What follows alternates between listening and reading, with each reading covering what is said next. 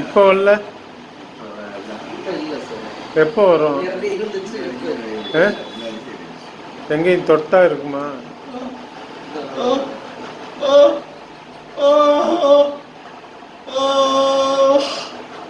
இதே மாதிரி கொட்டாய் வந்தா எவ்வளவு நேரம் இருக்கும்?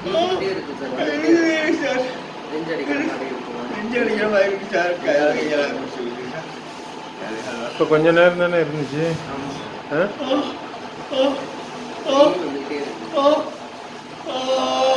8 வருஷமா இருக்கா?